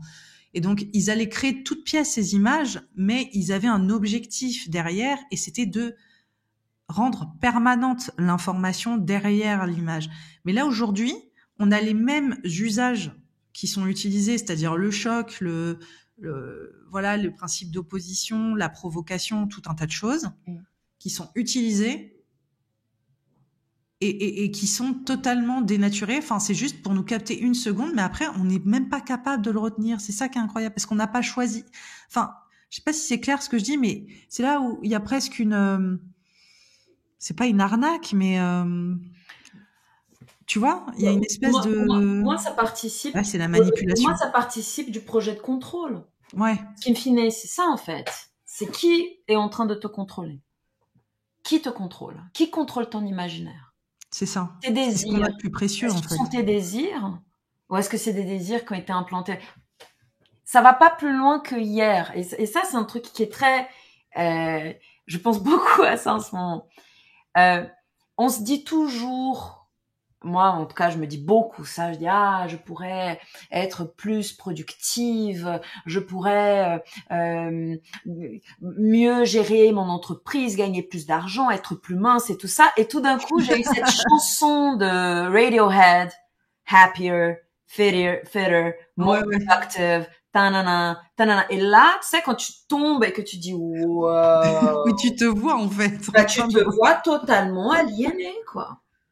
Et en fait, c'est ce truc-là, c'est-à-dire que, tu vois, on est tous emberlificotés, tu vois, l'image que je me en tête, c'est comme s'il y avait effectivement cette grande toile d'araignée, tu vois, et l'araignée, elle est quelque part. Je suis somewhere, tu vois, elle rôde, tu vois, et le truc, c'est, on se dit, non, tout va bien, là où je suis, je peux bouger un peu, je suis libre. Think again, tu vois, et je trouve qu'on est aussi à une période où, mine de rien, il y a des choses, évidemment, on le sait, autant qu'astrologue, les grands mouvements qui sont en place et tout ça, mais il y a une chose, en fait, qui me semble être vraiment très, très forte, c'est que, par exemple, il y a 5 ans, il y a même pas 5 ans, il y a 3-4 ans, ça a commencé un peu avec le Covid. parler de collectif était un truc assez finalement de militant, quoi. La plupart des gens, quand tu parlais aux gens, tout le monde était dans le modèle ultra individualiste. En tout cas, en France, aux États-Unis, en Angleterre, l'idée c'est moi, je vais commencer ma vie, je vais gagner du pognon, je vais faire comme ci, je vais faire comme ça. Tu vois, la petite musique qu'on nous sert, tu vois, est toujours avec la carotte. Tu sais, tu vas faire des études et comme ça, tu vas faire ci, blablabla. Tu vas gagner ta vie et tu vas être dans ton, disons, dans ton épanouissement personnel. Ça, c'était le truc d'ailleurs, le self-help, self-development et tout ça. Développement personnel, ouais. Développement personnel, tout ça, c'était vraiment dans la petite case, tu es un individu, tu fais ce que tu veux de ta vie, tu vas arriver où tu veux de ta vie et t'en fais pas. Suis le petit modèle et tu vas arriver. Et le truc, c'est que là, on se prend des vagues collectives, mais qui sont d'une telle puissance qu'en fait, aujourd'hui, il faut vraiment être extrêmement aliéné. Ou très privilégié. Ou vraiment avoir beaucoup à perdre, voilà, être vraiment ultra privilégié pour ne pas voir en fait que, imaginer sa vie indépendante de la vie des autres, ça semble de plus en plus difficile. Oui, c'est vrai, c'est vrai. Là, on est ramené à l'idée de se serrer les coudes, en fait. Hein. Ouais. C'est fou. Exactement. Et pour moi, donc évidemment l'entrée de Pluton en Verseau, qui pour le coup ça va être vraiment très très fort. Ça, là les 20 années à venir, on va tous faire des expériences du collectif. Uranus en Gémeaux avec Pluton, ça va vraiment être sympa. C'est clair, tu vois. Et en fait, à partir de là, tu te dis ok, comprenons qu'en fait on est inséré, on est dans un système dans lequel on n'est pas un individu séparés des autres et que notre vie, le fil de narration de notre vie ne peut pas exister sans le fil de narration d'autres vies. Ça, c'est déjà gigantesque comme changement de paradigme. C'est-à-dire qu'on là, on va déjà se fissurer, à mes yeux, un de ces grands invisibles. C'est croyance, la grande croyance. Un de ces grands invisibles de la modernité, de l'individualisme. Ouais. Il est déjà en train de se fissurer et Pluton, il est en train de vraiment nous mettre face à ça, tu vois. Et en fait, c'est plutôt salutaire. Mais une fois de plus, en ayant conscience de ça et en se disant, ok, si effectivement on est en collectif par rapport à quelque chose, d'avoir ce mouvement, je dirais, de protection de ton imaginaire, de protection de son imaginaire, est une stratégie de résistance. C'est vrai. C'est vrai. Tu vois, c'est pour ça que les gens, tu vas dire, ah, mais je suis pas artistique et tout ça, mais tu es créatif, tu crées des trucs, que ça soit à manger, que ça soit dans ton jardin, que ça soit dans la façon dont tu vas raconter ta journée à ton conjoint. Mais la création, elle est partout. Oui. Dis-toi que cette capacité-là, c'est ta véritable capacité de résistance. Et quelque part, d'aller ne pas laisser que ton imaginaire soit phagocyté, dominé, et finalement que tu sois dépossédé de la chose la plus importante qui est ton attention et ta présence, quoi. On est en train de donner ça. Ouais, en fait, les images qu'on consomme, c'est la nourriture, c'est notre nourriture spirituelle, c'est notre nourriture de sens. Et les mots aussi. Les mots, les images que les mots soient créées par les vidés de mots. sens. Et les mots sont vidés de sens. Ouais, tu mais vas les mots entendre nous dans font la apparaître bouche, des images. voilà, tu vas entendre dans la bouche de tyran le mot liberté. C'est hallucinant. Tu dis là, dans la bouche d'oppresseur, tu entends le mot liberté. C'est-à-dire que la liberté, elle a été vidée de son sens. On ne comprend plus ce que ça veut dire. Oui, bah c'est là où on est dans un monde de le fameux monde de post-vérité, quoi, où on ne sait plus, en fait. Parce que justement, il y a cette quantité sur une de la quantité et on est bombardé et en fait, tu sais, tu te souviens le carré, il y a ce fameux concept, hein? Le carré d'Overton, la fenêtre d'Overton. La fenêtre d'Overton, voilà, c'est ça. Et c'est typiquement ça, c'est une image, on t'instaure une image, une pensée, et on l'écarte, et on est dans des préceptes, enfin, on est dans ce monde où il y a cette manipulation qu'elle soit visuelle, qu'elle soit discursive, idéologique, où ouais. on va instaurer au fur et à mesure pour repousser en fait ton sens de la normalité et justement pour inclure dans cette image que tu consommes un autre sens, un sens différent justement. Alors que si tu restes dans l'idée que l'image, elle est sacrée, qu'elle est une nourriture spirituelle en tant que telle, là, tu vas pas transiger, tu vas pas juste ramener, et c'est tout le problème, je trouve, dans laquelle on est aujourd'hui, c'est qu'une image. Ça a pas ce sens-là, c'est qu'une image, tu vois, et d'aller vraiment désacraliser l'image, et c'est toute la problématique, et justement avec cette fenêtre aussi d'Overton qui vient créer ce flou en fait autour de ça, quoi. Alors que non, c'est pas parce qu'il y a image qu'il n'y a pas précepte, tu vois, qu'il n'y a pas morale. Donc c'est pour ça qu'il y a un manque de connaissances sur ce sujet-là, sur ces symboles aussi, qui sont forts justement. Au contraire, on peut pas les détourner comme ça. Ils sont riches d'un sens qui peut être ambigu, mais en fait, ils ont aussi une empreinte. Et il y a des empreintes qui ne peuvent pas être négociées avec les images, tu vois. On peut pas non plus partir dans tous les sens, comme on l'a vu dernièrement. On va totalement dénaturer l'empreinte du symbole. Ouais, c'est ça. C'est-à-dire qu'en fait, on va prendre le symbole, on va le pervertir et on va te dire que c'est plus un symbole. C'est plus un symbole. Mais en fait, c'est ça. C'est quand le symbole ne devient plus symbole que là, on tombe dans quelque chose de gravissime. Quelque chose de muet, sans intentionnalité. Et d'ailleurs, c'est ça ce qui grouille, si tu veux, derrière l'invention de l'intelligence artificielle. Parce que c'est un outil incroyable. Comme des tas d'outils techniques, hein. C'est pas pour dire que c'est quelque chose qui permet de gagner du temps. Et gagner du temps, c'est un des autres invisibles de notre société, c'est plus efficace. Et on est super content d'être plus efficace parce que du coup on peut produire plus, on peut faire plus, on va transmettre plus. C'est un super outil. Sauf que arrive un moment donné, on crée des outils pour gagner en efficacité.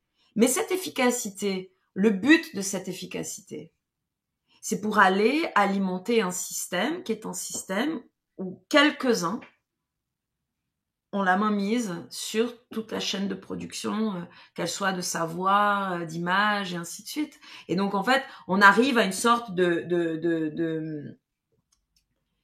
on est dépossédé aussi de pas mal de choses, donc toutes ces innovations techniques qui vont de plus en plus vite et qui d'ailleurs nous sont imposées. D'ailleurs aujourd'hui j'ai vu une super vidéo de Aurora, cette chanteuse. Oui. Et en fait, je pense que c'est grâce à toi que j'ai découvert ce compte d'un téléphone. Exactement, sur le pont. Et aujourd'hui, c'était Aurora qui parlait. Ouais. Et c'était génial ce qu'elle disait parce qu'elle parlait justement de cette question de déposer la douleur. Exact. En communauté. D'être présent. En fait, c'est ça, c'est être présent dans la douleur, pas que, mais aussi dans la joie. Tu vois, c'est d'être présent en fait, c'est être présent pour soi et pour les autres. Et super important. Et l'intelligence artificielle, comme il n'y a pas d'intentionnalité, on peut l'utiliser évidemment parce que c'est un outil, donc on peut utiliser comme un outil. Mais après, il faut jamais oublier que, quelque part, je pense que l'humain, c'est comme si on utilisait des outils, on voulait que les outils en fait puissent continuer par eux-mêmes, quoi, sans qu'il y ait nécessité d'intentionnalité. Alors que l'intentionnalité, qui est un truc que l'intelligence artificielle n'aura jamais, elle n'a pas d'intentionnalité. Elle ne l'aura jamais. Elle ne sait pas pourquoi elle fait ce qu'elle fait. Oui, mais c'est le sens encore. C'est le voilà. sens. Et un être humain, lui, a naturellement... nous sommes des êtres de sens. Et c'est quasiment comme si dans la quête du sens, on créait du chaos pour peut-être, je sais pas, le récupérer d'une autre façon, je sais rien, tu vois, mais ça fait penser à des épopées, tu vois, je me dis souvent, je dis, mais ce serait incroyable, je sais pas, d'avoir la plume d'un Tolkien ou d'une Doris Lessing, tu vois, d'avoir ce truc pour pouvoir raconter des choses de ce type, parce que je sais pas, c'est vraiment se poser la question, tu vois, ok, on est en train de passer par cette sorte de déconstruction, les mots sont vidés de sens, les images n'emmènent rien, Et on va chaque fois plus vite dans cette direction. Genre, Oui, à quoi ça rime? On veut savoir. ouais, genre, ok, c'est quoi le next? Le nouveau chapitre, genre, parce que là, tu dis, ok. Et tu vois ce que tu disais, on sait peu. J'ai l'impression, tu vois, d'ailleurs, je me faisais la réflexion récemment que il y a beaucoup d'intellectuels qui ont déjà tout dit, qui ont déjà Ouais. vachement bien, tu vois, bien formalisé le truc, genre, ils ont déjà tout dit, tout ce qui va mal. Tu vois, ça va pas, pourquoi ça va pas, tout est déjà là. Le problème, c'est que ce savoir-là, finalement, est un savoir, tu vois, qui ne pénètre pas dans l'imaginaire des décideurs et dans l'imaginaire des privilégiés, parce que c'est des connaissances qui viseraient à réduire leurs privilèges, réduire leur contrôle et leur domination. Donc, en fait, quand tu opposes sagesse à pouvoir, le pouvoir, il va aller piocher dans la sagesse ce qui l'intéresse, le reste, il jette. Mais en fait, ça, demander à un Elon Musk ou à un Donald Trump d'aller lire René Guénon, je sais pas moi, ce Non, serait là, en c'était une revanche vision, mécanique. c'est une vision humoristique pour moi. Ça m'a fait rire là, tu vois. Tu vois, non, mais t'imagines, hein, tu vois, ok, maintenant t'es obligé de lire René Guénon jusqu'au bout. Il serait capable de lire et de pervertir le truc pour faire du fric. Oui, bah, parce qu'il y a un côté traditionnaliste chez René Guénon, hein. Ben oui, oui, mais tu vois, Donc il pourrait, ouais, il pourrait mais tu vois, c'est pervertir cette question René des Guénon. invisibles, mais c'est cette question des invisibles, quoi. C'est-à-dire, ok, si toi, d'ailleurs, Bernie Sanders, il a dit un truc récemment que je trouvais très bien trouvé, il a dit, ces gens-là n'ont pas quand il parlait de Musk et de Trump, ces gens-là, ils n'ont pas de morale, leur seule religion, c'est l'avidité. Et c'est vrai, quoi. Et en fait, et tu vois, et c'est une vision très moraliste, tu vois, tu dis, oh là là, mais vraiment, d'arriver à un tel point de moralisation, c'est pas possible, et ça. Mais dis, mais sans morale, sans éthique, on fait comment? Et des gens qui vont applaudir ces gens-là alors que c'est Ouais, mais sur base de la pyramide, ça, je comprends pas. c'est intéressant parce que Trump est devenu qui il est parce qu'il a une maîtrise de son image qui est très particulière, tu vois. Il est un symbole même. Il est devenu, tu vois, une sorte d'icône. Il est devenu une sorte d'icône en tant que tel, tu vois. Ouais. Euh, Dans son apparence, enfin, tu vois, même les codifications, tout est créé en fait de toutes pièces. C'est ça qui est incroyable. La couleur de sa peau, la couleur de ses cheveux, son attitude, tout est extrêmement dessiné à gros traits et c'est hyper reconnaissable. C'est justement, ça imprime la fameuse rétine, même dans son côté incongru, étrange, parce qu'il a une étrangeté en fait. Ouais. Il sort complètement du lot, quoi qu'on en dise. Mm. Et donc, vu qu'il défie en fait l'image d'une certaine norme, même liée au pouvoir, il réussit à impacter. Donc, tu vois, c'est un bon marketeur. Mm.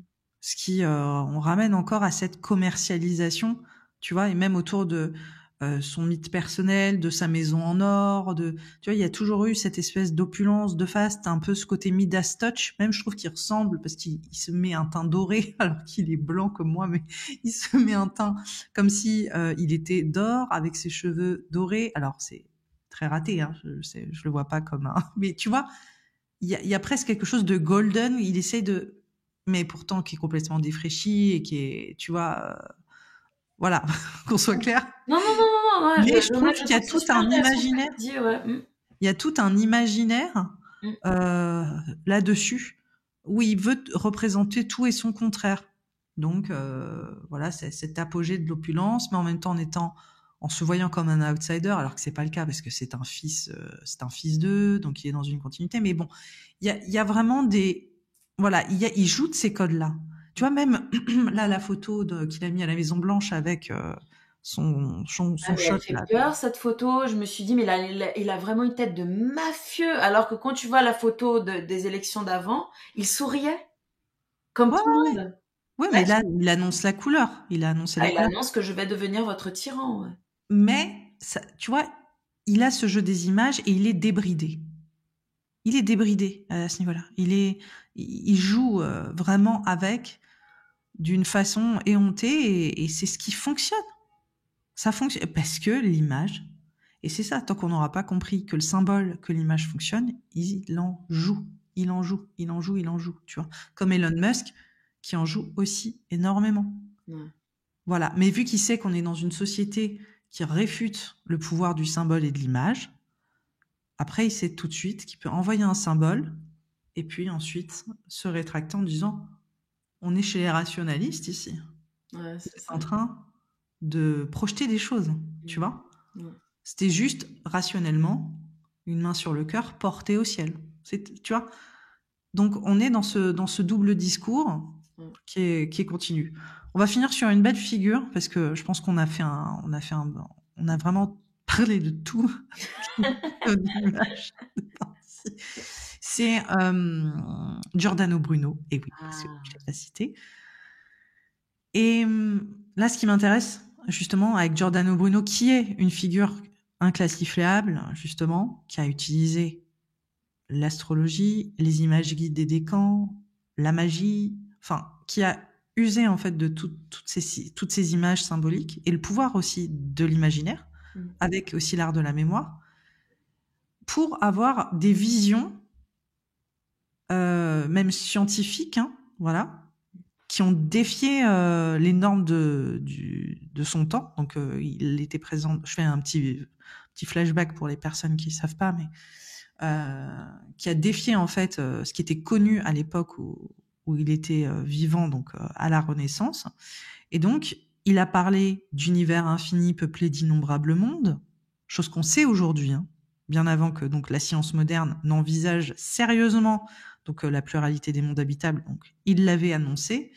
Il a aussi anticipé les concepts liés à la relativité du mouvement et à la non-centralité de l'homme dans l'univers, entre autres choses. Hein. Il a parlé d'énormément il a parlé aussi il a évoqué le principe de la structure ADN, voilà, il a parlé de plein de choses. Donc, et ce n'était pas un grand scientifique, il a surtout utilisé les images, il a utilisé les symboles, il a utilisé les préceptes spirituels, entre autres, parce que c'était un ancien dominicain.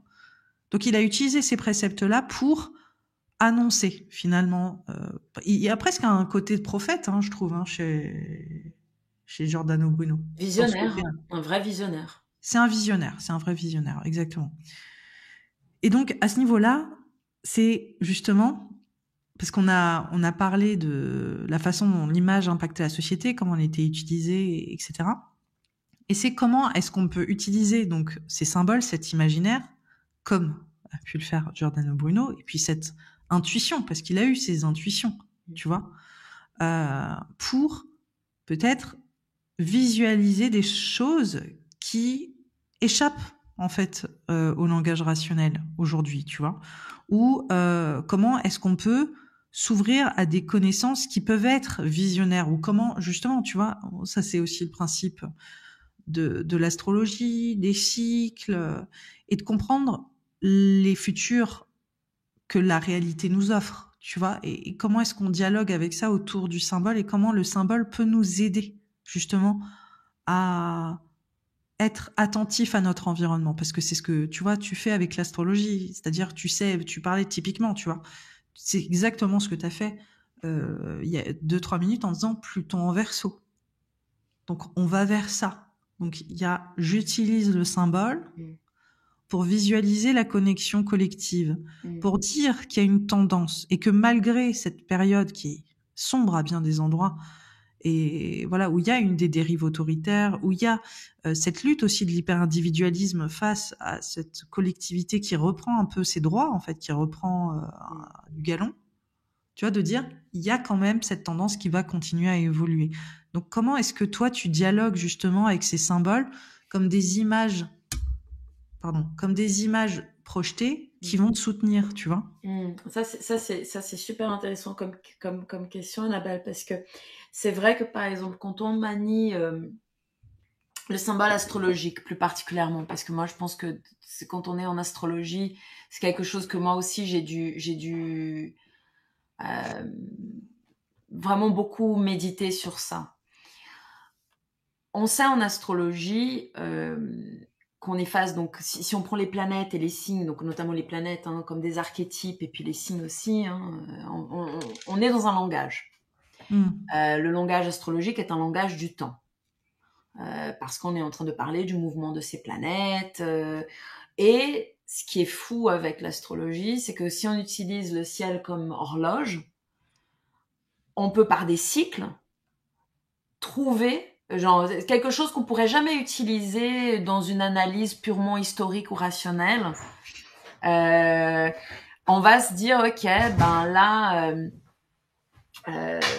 Uranus va rentrer en Gémeaux. Bah, la dernière fois qu'il était en Gémeaux, c'était de 43 à 49. Et là, l'astrologie, elle va donner cette sorte de possibilité de faire un saut qui passe par la mécanique céleste à une période, et à partir de là, on va dire, ok, qu'est-ce qui s'est passé pendant cette période-là? Et on sait, quand on regarde l'histoire, que on peut extraire beaucoup de choses. En 8 ans, on peut extraire énormément d'informations. Et c'est là, en fait, où cette question d'utiliser ces symboles pour soutenir est un choix. Parce qu'en fait, on peut utiliser ces mêmes symboles pour pas du tout soutenir. On peut utiliser totalement ces symboles comme un instrument de pouvoir. Et même avant d'arriver à un instrument de pouvoir, on peut utiliser ces symboles comme quelque chose qui peut nous faire sombrer dans le désespoir. Parce qu'on peut avoir l'impression que l'histoire se réjoue, quoi. Il y a quelque chose de terrible qui s'est passé entre 43 et 49. Ah là là là là là là là là, il y aura la même chose qui va revenir maintenant. Oui. Et en fait, il faut faire très très très attention quand on manie justement, je dirais, ces archétypes, de toujours garder présent à l'esprit qu'il y a la face qui est dans la lumière et à la face de l'ombre. Ouais. De toute façon, l'histoire ne se répète pas, mais qu'en fait, si on essaye de faire, et c'est ça en fait qui est intéressant, c'est que tu vois, je parlais plutôt de ce qui pour moi était un vrai, quelque chose que j'aime vraiment pas, cette notion d'une objectivité absolue qui est vraiment prônée par la modernité, mais je me dis que quand on fait un travail où on manie le symbole, il faut quand même qu'on arrive à garder une certaine même si on peut pas arriver à cette objectivité, mais d'essayer de maintenir quand même un cap où on va voir à la fois l'ombre et lumière. L'équilibre. L'équilibre, tu ouais. vois. Et de comprendre que si on est en train de parler du futur, on est en train de parler d'un faisceau de possibles. De jamais, jamais, jamais, parce que ça m'est arrivé très, très, très simplement. C'est vraiment de l'expérience que je livre. Comme je suis quelqu'un de naturellement très angoissé, parfois, j'ai des trucs, ça me rassure pas du tout. Et en fait, je dis, ouais, mais Paola, fais attention, c'est ta pensée, tu vas regarder l'ombre plus que tu vas regarder la lumière, comprends que tu as ce tropisme et essaye de te récalibrer par rapport au temps. Et donc, tu vois, c'est comme l'histoire où j'étais en train de marcher dans la rue, j'ai le truc de ça, OK computer, tu sais, je me dis, oh là là, je suis aliénée, tu sais. En fait, moi, j'ai compris ça, c'est-à-dire que je connais mes défauts. Et quand on connaît ses défauts, c'est très important de connaître ses défauts, parce qu'en fait, après, on peut justement essayer de faire ce mouvement d'atténuer, tu vois, et de dire, ok, je sais que j'ai tendance à toujours aller regarder de ce côté, comment je peux faire le travail de mettre... De visualiser Et donc, de mettre aussi et de créer cette capacité à voir aussi le positif de quelque chose. Mais ça, c'est pour moi. Il y a des personnes qui ont cette capacité extraordinaire de ne voir que le positif. Et parfois, j'ai envie de dire, ouais, mais regardez quand même un tout petit peu l'ombre aussi, parce que sinon, c'est pas non plus pertinent ou juste, quoi. Genre, parfois, dire des choses extraordinaires d'une configuration qui est vraiment, franchement difficile. Oui, tu peux toujours trouver la façon de pouvoir en tirer quelque chose. Mais regarde quand même aussi le sombre. Tu vois, moi, c'est beaucoup cette notion de trouver l'équilibre entre l'ombre et lumière dans le maniement du symbole. Parce que le symbole, il est ça. Le symbole, il va avoir sa face lumineuse extraordinaire, mais il a l'ombre projetée aussi. Et en fait, les grands manipulateurs de l'histoire, ils prenaient des symboles et ils allaient justement Oui, bah dans oui, la manipulation des complètement. symboles, C'est vrai. extraire l'ombre projetée du symbole et de créer des anti-symboles. Tu vois, tu prends la svastika qui a été Ouais, bah créée ouais. par les nazis. C'est exact, c'est C'est un ça. symbole solaire magnifique, extra. Tu peux pas, c'est un des plus beaux symboles qu'on ait jamais imaginé. Ouais. Et prendre ça, de le mettre en L'inverser. mouvement, L'inverser, ouais. l'inverser. Ouais, Voilà mais c'est un truc de fou. l'inversion du symbole. Mais ça veut tout dire en plus. Et en fait, avec l'inversion du symbole, tu vas aller prendre l'imaginaire du solaire, l'imaginaire solaire qui est un imaginaire effectivement euh, euh, de royauté ou en tout cas de De quelque souveraineté, chose de d'autorité, mais de guide, quoi. Enfin, voilà, et fécond, tu vas etc. utiliser ça pour mener les gens vers les ténèbres. Et d'ailleurs, on le sait, C'est incroyable. le nazisme, beaucoup de personnes qui ont été des concepteurs du nazisme et qui étaient là vraiment dans la création même, tu vois, des invisibles du nazisme, c'était des personnes qui étaient dans des sociétés Oui, secrètes, occultiste, occultistes, euh, satanistes, qui euh, utilisait aussi l'astrologie, hein. exactement. C'est-à-dire qu'en fait, ils maniaient ce code qui était C'est ça, donc le code symbolique. exactement, ce code symbolique. Ils connaissaient très bien ce code symbolique et ils l'ont utilisé pour mener les gens vers ce cauchemar collectif. Mais ils l'ont mutilé. Ça veut dire qu'ils ont pris des choses parcellaires. C'est ce qui est fait aussi dans le New Age. Ils prennent des choses spécifiques, ils le détournent. Littéralement, là, en plus, ils l'ont inversé même, enfin, visuellement, quoi. C'est incroyable.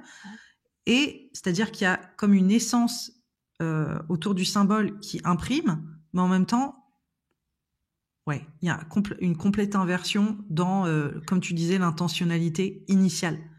Et c'est pour ça après que il peut y avoir des schémas de peur aussi qui sont projetés sur tout ce qui est lié à l'astrologie ou au symbolisme, parce qu'il y a un pouvoir là, dans ces images-là en particulier, ou dans ces mythes, dans ces symboles qui sont le témoignage des connaissances de l'humanité en fait. C'est ça les symboles, c'est cette espèce de concentration comme ça des connaissances. Donc, ça a un impact, mais eux ils vont, ouais voilà, ils Et vont ces transformer. cristallisations, tu vois, c'est comme si, voilà, le symbole, tu vois, ça serait une sorte de cristallisation de l'imaginaire.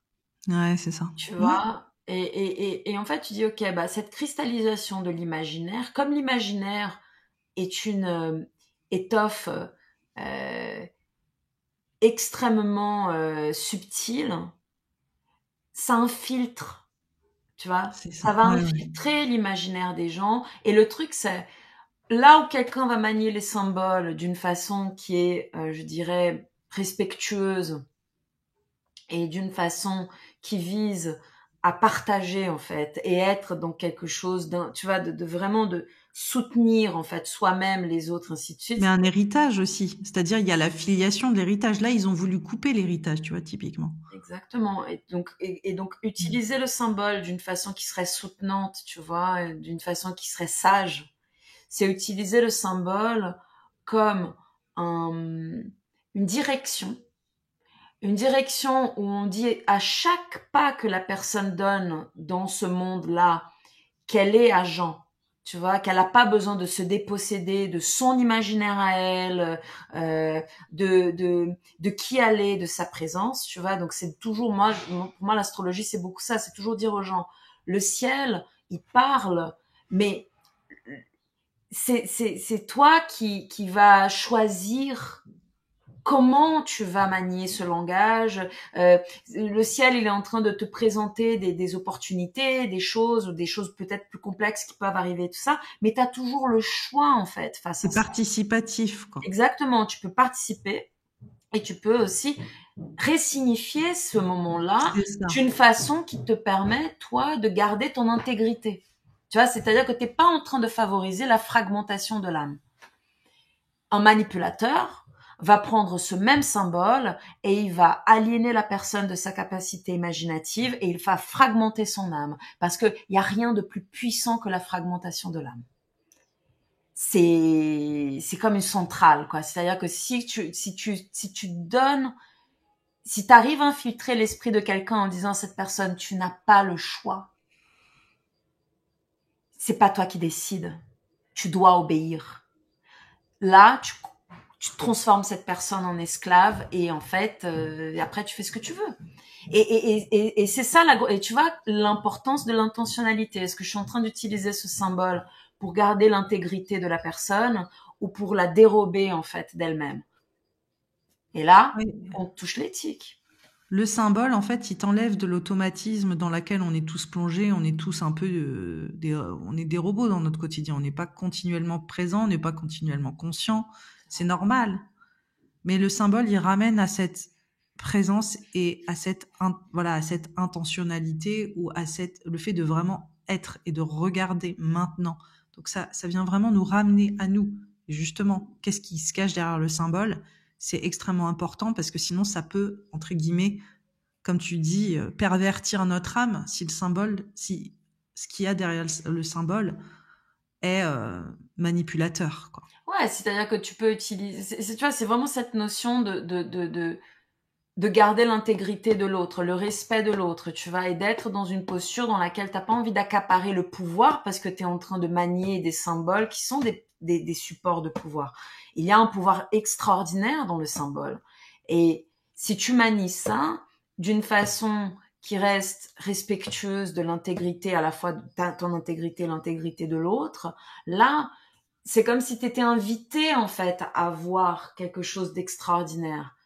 Mais si tu as la tentation de vouloir posséder ce symbole, tu t'identifies au symbole, tu l'hubris, quoi, ce que disaient Ouais, les c'est ça. Grecs, quoi. Ouais. Si tu penses que tu es l'archétype, tu te mènes toi et tous ceux qui te croient à la perte. Ouais, il faut toujours honorer avec humilité le symbole avant toi-même et pas sentir que tu es la source, en fait, Ah ouais, de la manifestation du symbole. et que surtout tu le domines pas. Tu ne domines pas les symboles. Tu participes.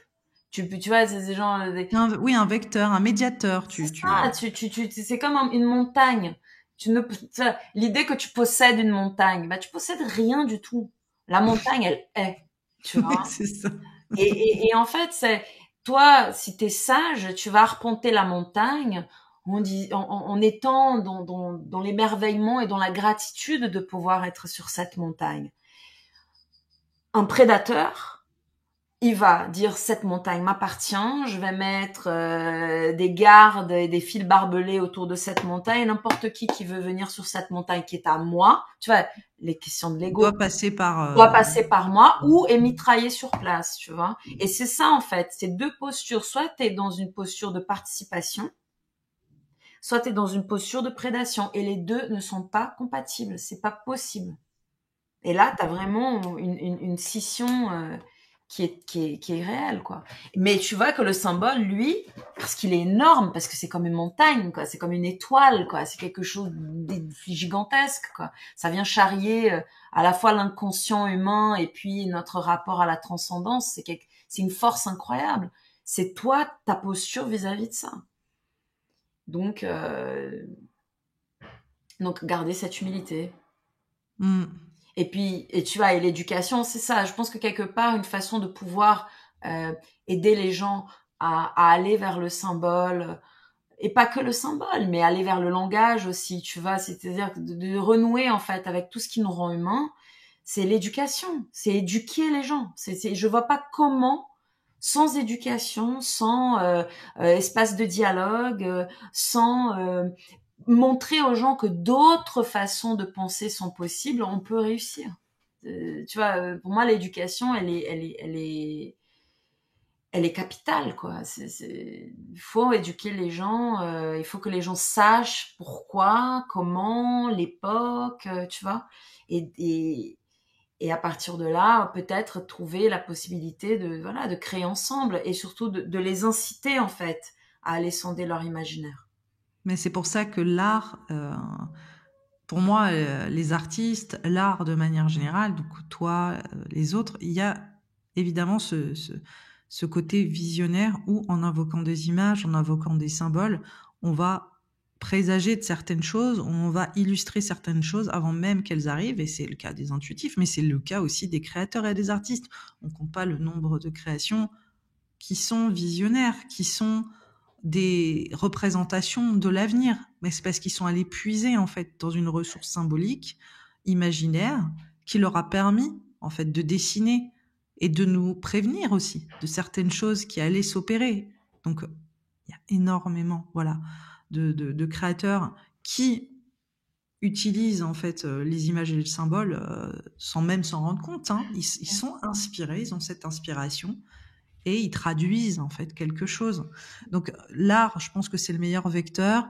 L'importance de l'art, c'est là où en fait il faut revenir à ça. Je pense que c'est la bonne, c'est la bonne chute aussi. Tu vois, c'est vraiment de revenir à enseigner le sens des images, enseigner le sens des symboles, enseigner l'impact en fait aussi émotionnel de ce qu'on regarde, de ce qu'on voit, d'apporter cette conscience sur cette consommation de l'image et de comprendre aussi comment l'image est une connexion en fait spirituelle en tant que telle, quoi.